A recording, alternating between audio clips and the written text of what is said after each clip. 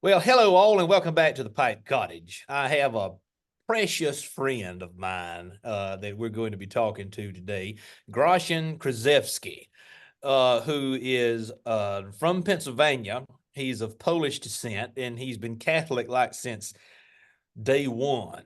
He and I go back a long way. We attended graduate school together at the History PhD program at Mississippi State University. Groshin, it is so good to have you on the Pipe Cottage channel today, son. Alan, thank you for having me. Yeah, it's been way too long, so it's very good to see you too. Yeah, we had many good times together in graduate school, but we've not really kept in touch over the years. I And think I think it might be a clean 10 years. I think going back the last time that we saw each other in person might be like 2013, 2014. Right. And you finished your doctorate before I finished mine. You wrote your dissertation, and we're going to talk about that in just a few minutes. But first of all, tell people what you're doing with the St. Augustine Center. What is your position out? And you're in Washington State, right? Yeah, I live in Washington State in a small town called Pullman, most famous for being the home of WSU, the Cougs. And my job at the St. Augustine Center is 7 miles across the border in Moscow, Idaho, at Vandal Catholic. And my position is Director of Intellectual Formation. So, like you said, my PhD is in American history, 19th century America, the South. But Director of Intellectual Formation is this kind of catch-all thing that our pastor there, Father Chase Hasenrall, created that's part history, part philosophy, theology. We do a class. I do monthly lecture series, that kind of thing. Well, sir, you have done a lot of work since our grad school days together. And the first I heard from you was after I did the Pints with Aquinas episode with Matt Fred. You reached out and you were shocked that I had become Catholic because I was very much not Catholic in graduate school, but we won't rehash that story right now. Well, can I tell you one thing really fast for Yeah. 3 seconds? It's funny that you mentioned that because I know we're going to be talking about Catholic Confederates exclusively, on this stream. But it's so funny, just like the mysteries of Providence or whatever. The first book that I ever wrote was a novel called The Holdout. You had a little journal called The Southern Distinctive, and you Hmm. published a little excerpt of that in the summer of 2017. But I have a character there. I'm blanking on the page now, but it's about page 200, and his name is Aiken Harrison.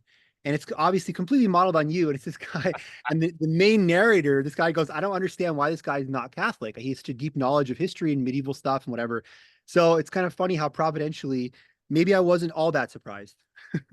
Well, I had forgotten about that publication that I did years ago.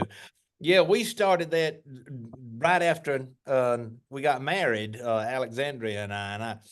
It flopped. It wasn't supposed to happen, but unfortunately, whatever's happening with the Pipe Cottage is really garnered a good audience of people, and that's what I want to talk about. Is this book that you have written? It is entitled "Catholic Confederates: Faith and Duty in the Civil War South," published by Kent State University Press in 2020. And for those of you who are listening, I'll leave a link below for people who want to purchase this book from Amazon. I looked and I think it is available on Amazon. Is that right? That's correct. Yeah. So I knew when you were, I knew you were interested in matters Southern when we were at grad school together. And what was always intriguing about you is you have this Pennsylvania background, this Polish background. I knew you were Catholic, but I couldn't figure out where the interest in the American South came from. And even to this day, I don't have a very clear picture of where this interest comes from. So paint us a picture here of where your interest in the American South originates. Yeah, that's a great question. I'd say it's almost two tracks. One is geographical. My father, growing up, he's from Pennsylvania too. Him and his family would always vacation in the Tidewater area, Virginia Beach, Hampton Roads, Newport News. Had family down there, and there was just always just, and it's obviously it's so obvious for Civil War people, the kind of love of the Virginians and whatever kind of cliche. But in my family, it was always like, oh, Virginia's the best. Virginia's this kind of coastal paradise. Often as a young boy, we would drive the 6 or 7 hours down to see that family to go to Virginia Beach. So I think I fell in love, and we were actually Virginia Beach is very, very close to the North Carolina border. And I was always like, oh, well, what if we just, went half an hour more and went to North Carolina in the South? There's kind of mystique, all that kind of thing. So there's that geographical idea. Otherwise, I think very, very early on, I just remember even something as straightforward as that 1993 movie Gettysburg, the grand blockbuster, Martin Sheen plays Lee, watching that, and we would sometimes on the way back home from Virginia Beach stop at the Gettysburg battlefield. And I was always just very, very intrigued. Um, Something that's kind of like fallen out of favor now with historians, right? But the kind of the glamour, the mystique of the war. And the best biography that I read, I remember as a high school student, it was an abridged volume, but it was of Robert E. Lee, the Douglas Southall Freeman work on Lee, 4 volumes put into one. And yeah, just from that moment on, just the kind of confluence of those factors made me really want to not just be interested in the South on a personal level, but like you said, once I made the decision to go to grad school, to think about studying it professionally and that kind of thing. Well, sir, I'm so glad that the Lord brought us together back in grad school, because there were a lot of folks in grad school that I didn't get along with, but you were there. We actually had a fairly good group of like-minded people at Mississippi State in those Sure. days. Yeah. And we'll have to talk off record about what's happened to all of them, because I've not stayed in touch with some of them. Some of them I have, but this let's just get the academic stuff out of the way in case people are interested in this book that you've written. So, uh, Catholic Confederates, that's almost a contradiction in terms to many people. They would not think of Catholicism and the Confederacy in the same sentence, much less a book title. So, what does Catholicism look like in the South in the years prior to the war? And does the war have any type of impact on Catholicism itself in the region? Yes. So I would say too, the whole genesis of this project was I will always give first credit, and I do in the acknowledgments of the book, to a man named David Nolan, who is an archivist librarian at Mississippi State from Alabama. I'm not sure if he's still there now, exactly like you said about keeping in touch with people, but he's the one who first brought my attention to a wartime journal of the then Bishop of Natchez, Mississippi, William Henry Elder, and that was the real first seed, of the whole project. How Catholicism in the South. What struck me was that, yes, it's true. Most Catholics come over post Irish potato famine into those northern cities, Boston and New York, the whole kind of Irish immigration, mid 19th century. But what always struck me was Catholicism was more congenital to the South. It had more of a kind of indigenous heritage. It was smaller, but you had, a strong city presence in Charleston, New Orleans, of course. Kentucky was very, very Catholic. And going back to the Spanish and the French, St. Augustine, Florida, I think is 1565, that there almost was this natural, like homegrown idea of Catholicism in the South. And the way this manifested was, like the burning of convents and all that kind of stuff. That was a Northern phenomenon. The Know Nothings kind of overt anti-Catholicism. In the South, it seemed there was more this kind of acceptance, although it was very, very much the Bible Belt, that, Catholics are one of us. They're a small minority, but they've been here the whole time.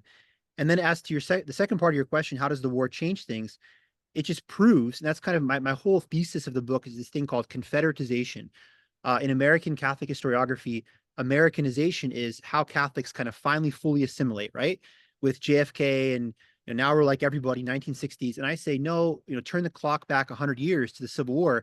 Catholics Americanize via Confederatization. They prove their allegiance to this burgeoning nation, get very, very much involved. And so to make a long story short, they're very, very accepted into the societal fabric. And it's not a huge stretch. It's like the Bishop of Charleston, Patrick Lynch, was like an ardent, rabid Confederate, on par with any kind of fire eater, whatever. So Catholics found kind of no qualms. They're just like, yeah, I'm Catholic. The Pope is in Rome. He's the vicar of Christ, but I'm a Southerner, and okay, let's do this thing. There wasn't a lot of hemming and hawing, and it was a very kind of natural symbiosis. What do you know about Pope Pius IX? That's the Pope that Yeah, we're talking about, right? yeah, yeah. Pope Pius IX, I think that he sends a statue to Charleston, which was called Our Lady of the Confederacy, and it was supposed. Do you know anything about that story? I've not been able to verify. So I haven't heard of the statue to the south. I heard, but yeah, about his connections to the South, they are actually very, very strong, and have seemed to be kind of, I don't know what the right word is for it. covered up seems almost too strong, but kind of downplayed. So, first of all, whether he sends a statue to the south, he sends a statue to the north. In I think the 1850s, there's something with he wants to send a kind of memento of the Vatican to be a forever part of Washington, D.C., and kind of like a goodwill gesture. And these know nothing guys grab it and dump it in the Potomac River, like, down with the papists kind of thing. Goodness Yeah. gracious, day in the morning. But I didn't know that. yeah, so I know that the veracity of that story for sure. I do know this about his connection to the South, that when Jefferson Davis is imprisoned, um, following the war, he sends him a signed photo of himself, basically, Pius IX does. And I believe even with a crown of thorns, kind of like you are suffering like Christ, and very kind of overt, the true definition of compassion, right? To suffer alongside. Like he's like, well, whatever, which is like scandalous to Northerners. How dare this guy be such an overt Confederate? And Pius IX, it's the penultimate chapter of my book called Across the Sea. You have Confederate diplomacy to the Vatican. Pius IX is the only person who addresses Jefferson Davis as president. He's the only person who says, illustrious president Jefferson Davis, sir. And all the Confederate diplomats, none of whom are Catholic, basically, like Ambrose Dudley Mann. None of these guys are Catholic. The Confederate press, the Memphis Daily Appeal, not Catholic publications are all like, we're acknowledged by this, highest authority on earth. This is awesome. We're finally recognized. Because anyone who's familiar with the international relations history of the Civil War knows the Confederacy worked in vain to have a kind of post-Battle of Saratoga moment as the Americans did in the Revolution when the French come in on their side with the Treaty of Amity and Commerce. They never get that. They never get that official validation, recognition from Europe, but the Pope kind of gives it to them, even if not de jure, de facto. And so, yeah, Pius, would I call him a Confederate sympathizer? Well, I don't know that he wasn't, I don't know if I'll go that strong, but he seemed to be pretty uh in the Confederate camp at times, which again is I'm laughing because it's a very, very scandalous truth to some people who think like, oh, the Pope, he was against the Confederacy and stuff like that. Like not exactly. So a big question that I get a lot, particularly when I talk about the South or the Confederacy, is what do I think about slavery? I mean, this is the top thing that people recognize when you Of course, start yeah. talking about Confederacy. And so, from Pius IX's perspective, and from a Catholic perspective, from a Catholic social teaching perspective, how does Catholicism deal with the institution of slavery? I'm just asking this question because I know some of my viewers are going to want to know. Yeah, no, it's a How great does question. Catholicism deal with slavery during the 19th century in the South? Yeah, it's a great question. So yeah, obviously it goes without saying, slavery is evil, it's awful, and period, full stop. Pius IX, very interestingly, it's a fantastic follow-up question by you, because as he comes off very, very pro-Confederate, he came off almost abolitionist in his kind of slavery views. He was not an abolitionist, to be clear, but he basically says the only roadblock that I, Pius IX, and the Vatican have to recognizing you guys, the Confederacy, is that you have slavery. And one of the guys responds back, because at that time, of course, in Europe, both the liberals, the kind of Republican, Risorgimento, Garibaldi people, of course, going back to the French Revolution, and the more conservatives, which are monarchists, right? Both sides are anti-slavery at this time, solidly in Europe. And Pius IX says to these Confederate diplomats, well, you guys are claiming this isn't an issue, but Lincoln issued the Emancipation Proclamation, whatever the sincerity of that may be. This war has been made about that. If you Confederates can do something about freeing the slaves, I'll give you basically my kind of wholehearted endorsement. So he was very, very weirdly, almost kind of this like dichotomy, very pro-Confederate, very anti-slavery. What are some of the better way of answering this question almost is the bishops. What did the bishops think of slavery? Well, so like people like William Henry Elder, that aforementioned Bishop of Natchez, or Augustine Verreau, he was the bishop in Savannah, Georgia. They looked at it as a kind of necessary, tragic part of man's fallen condition, basically. So like it is what it is. It's not ideal, and so we have to make the best of it. And so, of course, this enrages the more abolitionist-minded people who are like, look, the church is complicit in this. They're not doing enough to free the slaves. And it also enraged the slave owners, the kind of pro-chattel slavery slave owners who are like, the Catholic Church is saying that slaves can receive the sacraments, they can be baptized, you can't break up slave marriages, we don't want to treat them like people, etc. So there's kind of this middle ground of like, It's part of the human fallen condition and part of the reality of the society. So a modern reader reading the bishops, and of course, yeah, this is you can't talk about the Civil War without running into this topic at some point in the beginning, in the end, whenever. The bishops kind of that was their main kind of idea of, we reject the dehumanization that some people are preaching, and that this kind of this theory called polygenesis, that we're not all part of the same human family. No, we're all children of God. However, slavery is a fallen part of this society. I don't know what we can do now. Let's just evangelize the slaves, and etc. Interestingly enough, Pius comes off as the most kind of anti-slavery figure in the book. Augustin Varro, he actually writes a tract defending slavery in 1861. This Catholic bishop of Savannah, again, he writes a tract defending the institution. When the 13th and 14th Amendment, the 13th Amendment first is passed and the slaves are freed in 65, he dedicates himself whole hog to the freedmen. So like, okay, great. So before the state of society was, there was slavery, so we have to work in that paradigm. Now there's no more slavery, so let's work towards a new freedom. So Catholics, again, some people will support this, some will criticize this. Some of the Catholic hierarchy had this kind of malleable opinion of like, well, whatever society says, focus on heaven above all and the sacraments, that kind of thing. So that was usually the position that was staked out. Good. Yeah, you mentioned the 93 release of the Gettysburg film.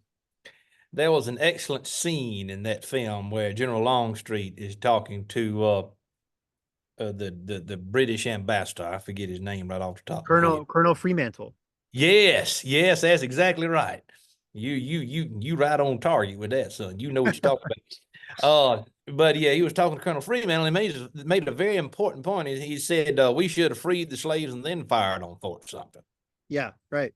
And that would have tarnished the entire argument that the Confederacy was simply fighting the federal government in order to keep people in bondage.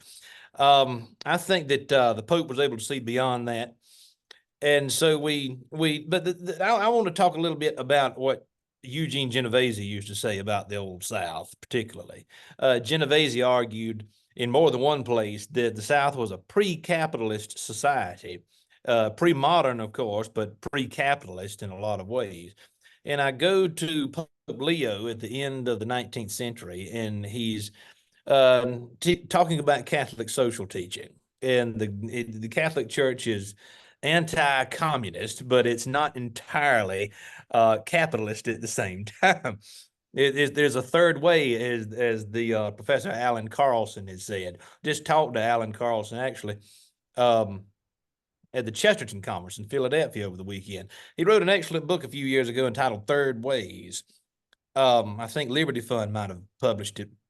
So if we think about the South, and just forget about slavery, and just forget about that for a minute.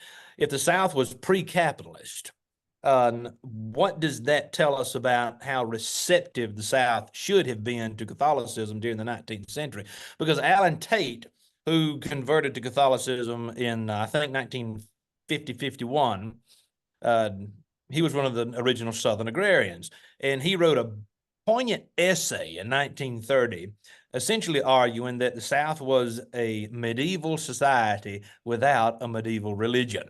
And that was one of the reasons that ultimately it had to fail during the course of the 19th century. So I'm just throwing a lot of stuff at you, but I want to hear your thoughts about this milieu of information that I've put before you. No, this is amazing. That's the best. That's the best, like, the kind of different tributaries of thought. I love that. On the Catholic social teaching, you're exactly correct that, kind of orthodox Catholic economic thought is neither capitalist nor communist.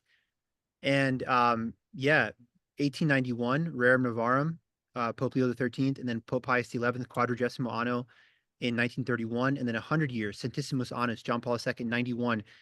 There's also Laborum Exercens in 1981. So kind of four great encyclicals. 81, 91 are both John Paul II, and then working back in time, Pius XI and Leo XIII.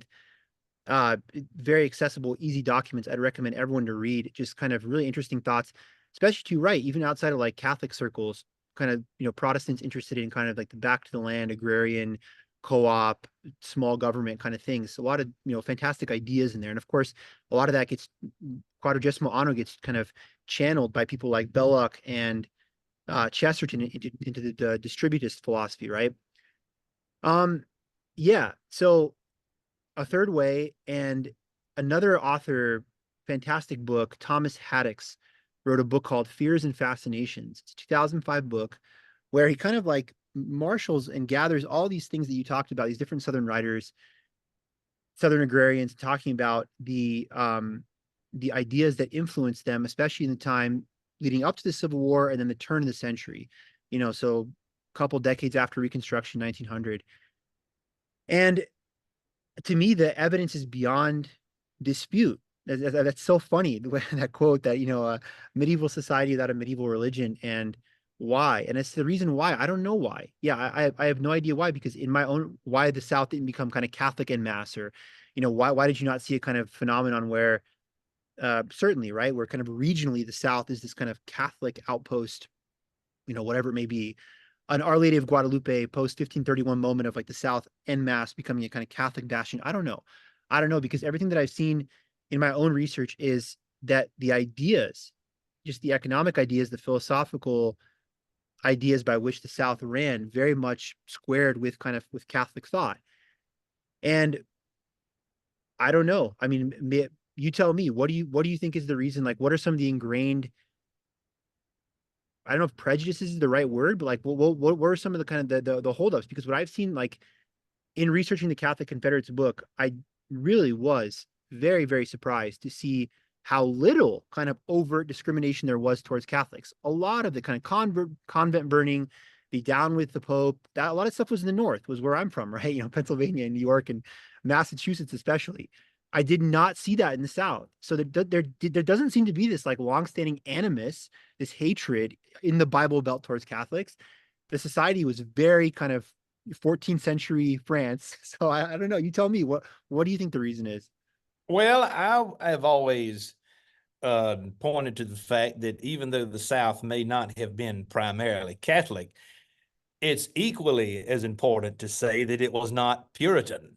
Yeah, right, Uh, right. the Puritan New England, it is Certainly. not Southern religion. And Richard Weaver, I think, probably put it better than most people. He said in his book, The Southern Tradition at Bay, published in the late 1940s. He said that the South has always maintained small O Orthodox Christianity.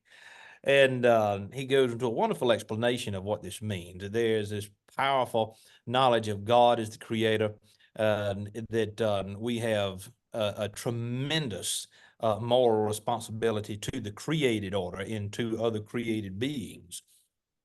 And then we move on into, I just lost my train of thought. Yeah, Flannery O'Connor. I was going to mention Flannery O'Connor. Flannery O'Connor. I had somebody. I didn't know about this article. Somebody printed an article out that Flannery O'Connor wrote and mailed it to me.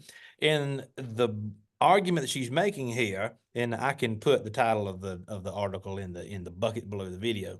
But the argument she's making is that the day might come when the spiritual traditions of the South are best preserved through the Catholic Church. And I think we are coming to the point where that's becoming more and more true, because I was raised in very much Protestant circles, and I was almost on the verge of the mega church movement that's happening across the country. And it's lacking in tradition. It doesn't have depth. It's not weathered. And I started thinking about this in immediately when I left Starkville, Mississippi, and came back to South Carolina for various reasons. I immediately started to notice that there's a strip mall Christianity happening across the American South. You can have essentially a strip mall where you have three different Protestant denominations within the same 100-yard space, and they never talk to one another. They don't have a sense of community. They have a sense of denominational pride, but no real sense of community. And an interesting paradox is happening. Historically, now you asked me what I thought, so I'm answering the question, then we'll talk some more about some other things. We have this interesting paradox in the history of the American South, because the region was primarily rural for a very long period of time. And one of the ways that a sense of community was created was through the individual Protestant country churches, especially after the First Great Awakening and the Second Great Awakening. You have this rise of church congregations, and people know one another because you go into church with your neighbors. But now it's Protestant Christianity, which is dividing a sense of community in the American South. You're not going to church with your neighbors anymore. You're going to church with people who you identify with for whatever reason in your particular denomination. And so it's Often, shifted. like 45 minutes on the interstate in an air conditioned car, and then goodbye, guys. See you next week. And all across the state, whatever. It shattered the sense of community, like you said. That's right. And one of the joys that I've found in the Catholic Church is it does not matter where I attend Mass. The focus is never on me. The focus is on Christ in the Eucharist. And that's completely different because if you walk into a Protestant church and you're traveling and you want to attend a Sunday service, right the time you walk into that door, especially if it's a smaller church, people are going to notice that you're not from around here. And they're going to be focused on who you are, how we can get you to join our church and not Right, Pastor right, so-and-so's church down the road. We can capture you. right. It's not that way in the Catholic Church. And so I think that the South is one of the final holdouts of traditional Western civilization in both Europe and North America. And but I don't know about where you live. Your wife's family is from out west. Is that right? That's correct. Yeah. No, I agree with you 100%. So again, we live in Pullman, Washington, but we'll often go to mass on Sunday at the St. Augustine Center where I work. That's just kind of our de facto parish. But for instance, the most convenient place to go to confession is just the local parish on Saturdays down the road, Sacred Heart in Pullman. So we'd be there a lot. And then I would say, like, I would encourage anyone in the audience to look this up. Go look up St. Boniface Catholic Church in Uniontown, Washington. It's this beautiful country parish church. It's built in the neo-Gothic style, red brick, 1904. I think it's the oldest consecrated church in the entire state of Washington. It's this beautiful country parish. And communion rails still in, columns, iconography, all that kind of stuff. So exactly to your point, I couldn't agree more. I don't care if we go to mass at St. Augustine's or St. Boniface or Sacred Heart. Recently, we were in the western part of the state in Paulsbo, which is in the Kitsnap Peninsula, which is an hour west of Seattle, even across the Tacoma Narrows Bridge. Yeah, went to mass at this parish called St. Olaf in Paulsbo, and it's just mass. And in fact, actually, we had to go to a Saturday mass. The only mass that was available was Spanish mass. So that Saturday we did a 6:30 Spanish mass. Great. It was mass. It's exactly as you said. It's just the focus on liturgy and the Eucharist. And so I've had the same impressions that you do. It's not very much the kind of cliquish, well, you're not part of this community kind of thing. I'm sure you can find that. I'm sure you can find people fighting about who's going to do the coffee hour. And I don't like how this person does the music and the decorations for Christmas. But in general, it's like that's not the prime focus, like you said. Well, let's for the last few minutes of this conversation, let's talk a little bit about the status of American culture, because this is also a topic that many people who watch me are interested in. I'm concerned. I think that the United States has been for a very long period of time, being primarily a futuristic country. The historical consciousness doesn't seem to be very powerful anymore. Have you noticed this, that the country seems to be more focused on tomorrow rather than the past? Of course, but you and I both have doctorates in history, so we're probably going to answer that question about the same way. But being Catholic requires you to pay far greater attention to the traditions of the church, to the history of the church. In Protestant circles, I never saw this, of course, because the tradition isn't nearly as long. It's not. It's simply not there. I mean, it's Jesus, then Martin Luther, and everything else in between. We just don't pay attention to that. That's what you're taught in Protestant circles. So, do you think that people are being drawn to the Catholic Church because they are craving tradition? They're craving something that's stable, that's weathered, and can give them a sense of true continuity. Yes. I love your use of the term weathered. Yeah, that's very beautiful.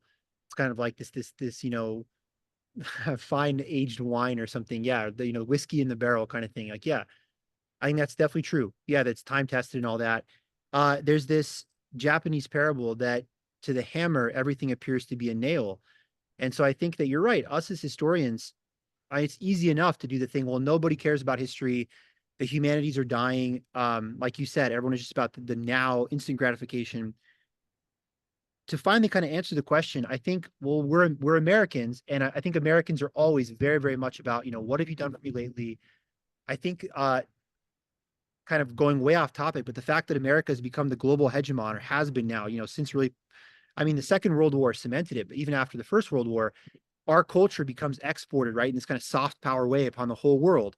And so because we're all about instant gratification and Twitter and sitcoms and Coca-Cola and McDonald's, the whole world becomes this kind of anxious, fast-paced kind of thing. And so I think being inundated with that, ever since the famous, Francis Fukuyama end of history in the 90s, right? The history's over. We're just going to watch Friends and drink Coca-Cola. I think people, to your point, have had enough of that. And they're like, it's 30 years now of just kind of like, well, we can watch Friends again. Well, we can go on Twitter. Well, I can, do the laugh track sitcom, where I think a big draw to Catholicism is, yes, is that well-weathered traditionalism. But I think more than anything else, I think it's beauty. I really, the good, the true, and the beautiful are these three transcendental qualities that it doesn't matter like what background you are, if you're a religious person or not. If you show someone something beautiful, they're like, oh, that's beautiful. Like if I pull out the piano and play a song by Mozart, anybody, even if they don't like piano, is like, oh, that's amazing. I liked hearing that. That was very beautiful. It must be good somehow. And I think through the good, the true, and the beautiful, that ultimately leads people towards the source of all that, towards God. So I think yes, it is this. I'm fed up with the futuristic, just of the moment, end of history American culture. I want something more well weathered. I also think it's the fact, the beauty of the mass, the beauty of the liturgy, the the beauty of that whole kind of rich Catholic experience. Even things like I've always been really pleasantly surprised at how many Protestants are like, oh, I converted to Catholicism. I love praying the Rosary, or I love praying the Divine Mercy Chaplet. These are beautiful devotions. So I think that yeah, ultimately I hope anyone is coming to something because they believe it's the truth, 100%. But there's this kind of like natural attractiveness and beauty in the religion, in the experience, that I think maybe is even more important than just I'm fed up with the culture now. Yes, well said. Well said. I had a handful of people in mind when I was toying with the idea of becoming Catholic. And several people that I've known that were professors and that were Catholic, but you were in that fold. You were among those people who I was thinking about. Because when I think Catholic, I think about real gentlemen and real ladies, people who know how to behave, they have manners, they know how to treat people with kindness and charity. I have not personally known any Catholic on a personal level that could possibly nobody would deny that their heart is full of Christ, that they are wanting to do what's best for their neighbor. And I can remember several conversations when we were in graduate school, and always the gentility and the manners that you and your wife would present to the conversation, even when a firebrand, hot-tempered, red-headed South Carolinian was getting aggravated with people, whether it's in a classroom situation or outside the classroom. You were always very level-headed because you knew you did not have to apologize for your faith. You knew that you were firmly grounded in what was right, and you had the beauty of the tradition behind you. And it just started to click. Over the years, it just started to click. The more people I met, the most impressive Christians and the most believable Christians that I have personally known have always been Catholic. And you are one of those, sir. And so on. It's That's such a privilege to have you on the Pipe Cottage channel today. that's far too kind, but I will return that compliment in full, because I still remember bringing our conversation kind of full circle to, it's been, 10 years or something since we've seen each other in person, all that kind of thing. But I remember the first time meeting you back in the fall of 2010. So that's 14 years. And no, right away, both of us were like, we love this guy. He's the best. So it's definitely a mutual admiration society for sure. Well, sir, we have got to talk some more, but for the purposes of the video and the length, I'm going to draw it to a close. I'll Excellent. leave a link down in the bucket for people who would like to buy this book that we've been talking about, Catholic Confederates. Yeah, they did exist, believe it or not. And so we are, and I'm sure people are going to pick that up. But if people want to find you, Groshin, do you have any type of social media presence that people can learn more about your work? Yeah, yeah. So like I think like just trying to like promote my books and I do social media kind of for that purpose. I have a Twitter account that's basically non-existent. Like what I mean is like I don't really tweet, but I have a YouTube channel that is just my name, Grosjean, Gracjan, in between maple syrup. So maple Grosjean syrup. And for that, for that one, like it's definitely a polymathematical kind of all over the place channel. I don't want to give the false impression like, oh, if you're interested in just like more Catholic Confederate stuff, the channel has a lot of crazy stuff on it. Um, so I mean, yeah, you can check it out if you want. But on that channel specifically, kind of with St. Augustine's work, there are some playlists like I'll put on the class that I do under a playlist called Maple Syrup History, Catholic Topic Talks, the one a book that I recently had published called the Hippo Lectures, the book of essays. They're actually live talks that were given. The recordings are there. So yeah, I'd say like I do have a Twitter. I do have or X, I guess is the name now, right? I do have that account, but my only real social media thing is Maple Grosh and Syrup YouTube. Good. Well, sir, that's an excellent book, by the way, that you recently published, but we'll have to talk about that at another time. Thank you. Thank you. Groshin, has been a privilege and an honor to talk with you today. Alan, And the privilege and honor is all mine. Sincerely, I really mean that. and so, ladies and gentlemen, this is Alan Harrelson with the Pipe Cottage. Thank you all for stopping by.